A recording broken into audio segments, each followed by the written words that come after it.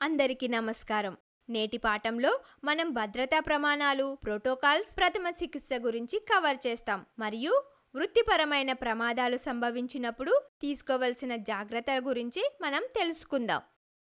ఈ పాఠం చివర్లో మీరు వీటిని చేయగలుగుతారు: వృత్తిపరమైన ప్రమాదాలు మరియు వాటి వనరుల్ని గుర్తించడం, వాటిని నివారించడానికి తగిన పద్ధతులు సూచించడం, వర్క్షాప్లో వ్యర్థ పదార్థాలను గుర్తించడం, వేరు చేయడం, విద్యుత్ ప్రమాదాలు జరగకుండా నివారణ చర్యలు తీసుకోవడం, ట్రేడ్లో పనిచేసేటప్పుడు పాటించాల్సిన జాగ్రత్తలను అర్థం చేసుకోవడం, ప్రాక్టీస్ చేయడం, ట్రేడ్ టూల్స్ మరియు ఎక్విప్మెంట్ ఉపయోగించడం.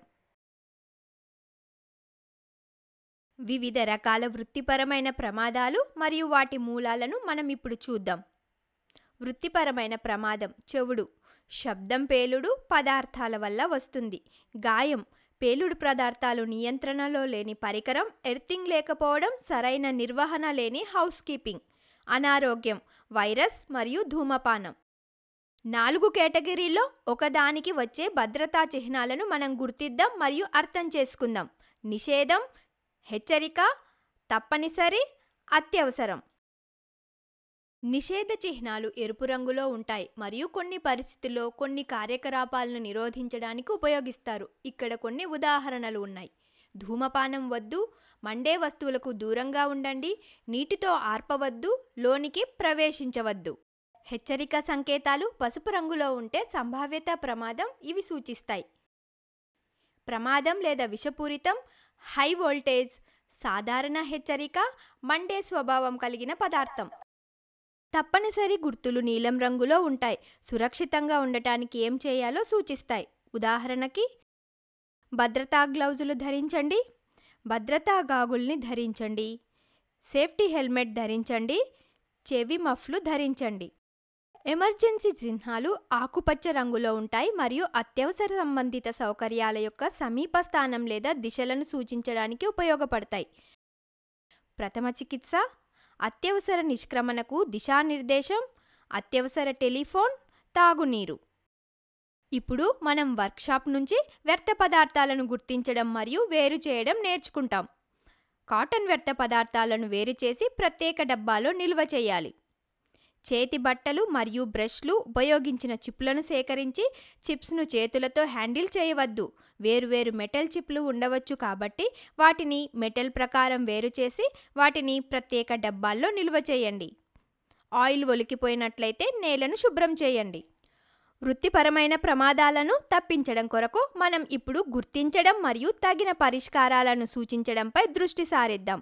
షాప్ ఫ్లోర్లో పనిచేసేటప్పుడు ఎల్లప్పుడూ తగిన రక్షణ పాదరక్షలు ధరించాలి. ప్లంబింగ్ ఫైల్కు ఎల్లప్పుడూ హ్యాండిల్ ఉండేలా చూసుకోండి. ఎల్లప్పుడూ బాల్ పెయిన్ సుత్తికి ఒక చెక్క ఉండేలా చూసుకోండి.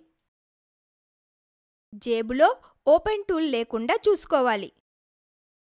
పగిలిపోకుండా ఉండడానికి లోహ ఉపరితలాల్ని చిమ్మేటప్పుడు గుండ్రటి తల ఉలిని నివారించండి. ప్రమాదాల్ని నివారించడానికి మెటల్ ఉపరితలాలతో చిప్ చేసేటప్పుడు ఎల్లప్పుడూ సేఫ్టీ గాగల్ని ధరించండి. ప్రతి ఉపయోగానికి ముందు బరువులు మోసే తాడును తనిఖీ చేయాలి. రోడ్ని తరలించేటప్పుడు రూట్ ప్లాన్ మార్గాల్ని క్లియర్ చేసి స్పష్టమైన కమ్యూనికేషన్ని మెయింటైన్ చేయండి. లోడ్ ఎత్తేటప్పుడు ఆ ప్రాంతాన్ని క్లియర్ చేసి స్పష్టమైన లైన్ను నిర్వహించండి. తీసిన లోడ్ దిగువన చుట్టుపక్కల వ్యక్తులు ఏ అడ్డంకులు లేకుండా చూసుకోండి. ఇప్పుడు విద్యుత్ ప్రమాదాల్ని నివారించడానికి నివారణ చర్యలు తీసుకోవడం మరియు లైవ్ తీగ నుండి ఒక వ్యక్తిని ఎలా రక్షించాలనే దాని గురించి తెలుసుకుందాం. లైవ్ సప్లై నుంచి ఒక వ్యక్తిని డిస్కనెక్ట్ చేయడం. విద్యుత్ షాక్ అందుకున్న వ్యక్తిని గమనించండి. పరిస్థితిని త్వరగా అర్థం చేసుకోండి. సప్లైని డిస్కనెక్ట్ చేయడం ద్వారా లేదా ఇన్సులేటింగ్ మెటీరియల్ యొక్క ఐటెంలోని ఒకదాన్ని ఉపయోగించడం ద్వారా బాధితుడిని లైవ్ ఎక్విప్మెంట్ నుంచి సురక్షితంగా తొలగించండి. బాధితుడిని భౌతికంగా సమీపంలోని ప్రదేశానికి తరలించండి. బాధితుడు సహజ శ్వాస, స్పృహని తనిఖీ చేయండి. బాధితుడు అపస్మారక స్థితిలో ఉంటే శ్వాస తీసుకోవడంలో శ్వాసకోశపు పునర్జీవం కోసం చర్యలు తీసుకోండి. ప్లంబింగ్ మరియు మేస్త్రీ పని చేసేటప్పుడు చేయవలసిన మరియు చేయకూడని పనులను తెలుసుకొని సురక్షితమైన వాతావరణాన్ని నిర్వహిద్దాం. సురక్షితమైన మరియు ఆరోగ్యకరమైన వాతావరణాన్ని నిర్వహించడానికి షాప్ ఫ్లోర్ లేదా వర్క్ టేబుల్పై ఆయిల్ ఒలకబోవడాన్ని నిరోధించండి. షాప్ ఫ్లోర్లో మెటల్ చిప్పుల వ్యాప్తిని నిరోధించడం చాలా అవసరం, ఎందుకంటే మెటల్ చిప్లు పదునైన అంచుల నుండి అనేక ప్రమాదాలను, గాయాల్ని కలిగిస్తాయి. ఒకే విధమైన ఫైలింగ్ కోసం ఫైల్ని ఉపయోగించేటప్పుడు వర్క్ పీస్ యొక్క రెండు వైపులా ఒకే విధంగా ముందుకు జరుపుతూ చేయాలి. పైపును కత్తిరించేటప్పుడు పైప్ వైజ్ హ్యాండిల్ను ఎక్కువగా బిగించడం వల్ల పైపు పగిలిపోవడం లేదా దెబ్బతినడం జరుగుతుంది. వుడ్ బ్లాక్స్ పై పనిచేసేటప్పుడు ఉలి యొక్క అత్యాధునిక అంచుపై మీ దృష్టిని ఉంచడం ఖచ్చితత్వం మరియు భద్రతకు కీలకం. బ్లేడ్ యొక్క పూర్తి పొడవు కొరకు నిమిషానికి 40-50 స్ట్రోకుల వేగంతో బ్లేడ్ని మార్కు చేయబడ్డ గాడిపై ముందుకు వెనుకకు కదిలించండి. చిప్పింగ్ ప్రక్రియలో ఉత్పన్నమయ్యే ఎగిరే సిమెంట్ ముక్కల నుండి మీ కళ్ళను రక్షించడానికి కాంక్రీట్ చేసేటప్పుడు కళ్ళజోళ్లు ధరించడం చాలా అవసరం. పని భాగాన్ని పట్టుకోవడానికి, వైజ్ హ్యాండిల్ని కొట్టడానికి సుత్తిని ఉపయోగించడం ఒక సాధారణ టెక్నిక్. అదనపు బలం ఉపయోగించి ప్రత్యేకించి పని భాగాన్ని దృఢంగా ఉంచాలి. సైడ్ గ్రైండింగ్ అని కూడా పిలువబడే గ్రైండింగ్ చక్రం వైపు చదునైన ఉలిని గ్రైండ్ చేయడం అనేది ఉలి యొక్క అత్యాధునిక అంచుకు పదును పెట్టడానికి ఉపయోగించే ఒక సాధారణ పద్ధతి. నీటిని కలిపి సిమెంటు పదార్థం తయారు చేయవచ్చు. మనం ముందుకు సాగుతున్నప్పుడు వాణిజ్యం యొక్క ప్రాథమిక టూల్స్ మరియు ఎక్విప్మెంట్ను ఉపయోగించేటప్పుడు కొన్ని భద్రతా పాయింట్లు రికార్డ్ చేద్దాం. కొన్ని కొలిచే సాధనాలకు పదునైన అంచులు ఉంటాయి. ప్రమాదవశాత్తు కోతలు లేదా గాయాలను నివారించడానికి జాగ్రత్తగా ఉపయోగిద్దాం. ఫ్లాట్ ఫైల్ ఎగిరే మెటల్ చిప్స్ మరియు దుమ్ము నుండి, ముఖ్యంగా కఠినమైన లేదా పదునైన పదార్థాల దగ్గర మీ కళ్ళను రక్షించడానికి ఎల్లప్పుడూ భద్రతా అద్దాలను ధరించండి. మీ చేతులను కోతలు, రాపిడి నుండి రక్షించడానికి చేతు తొడుగులు ధరించండి.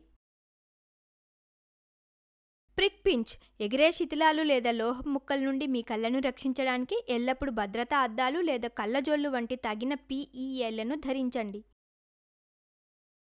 ఉపయోగించడానికి ముందు ఉలి యొక్క పనితీరు లేదా భద్రతను ప్రభావితం చేసే ఏదైనా నష్టము లేదా లోపాల కోసం తనిఖీ చేయండి.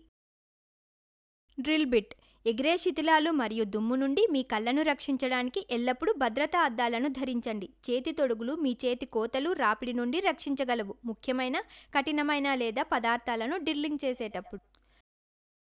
స్క్రైబర్ వదులుగా లేదా పగిలిన చిట్కాలు, లోహ శరీరంపై బురద లేదా డల్ పాయింట్స్ వంటి ఏదైనా నష్టం ఉన్నా అది తనిఖీ చేయండి. దెబ్బతిన్న స్క్రీబర్ విరిగిపోతుంది మరియు గాయాన్ని కలిగిస్తుంది. సుత్తి తలను ప్రమాదవశాత్తు తాకకుండా ఉండడానికి మీ చేతులను కొట్టే ప్రాంతానికి దూరంగా ఉంచండి. ట్రైస్క్వేర్ యొక్క ఖచ్చితత్వాన్ని ప్రభావితం చేసే ఏవైనా లోపాలు, వంగడం లేదా నష్టం కోసం తనిఖీ చేయండి.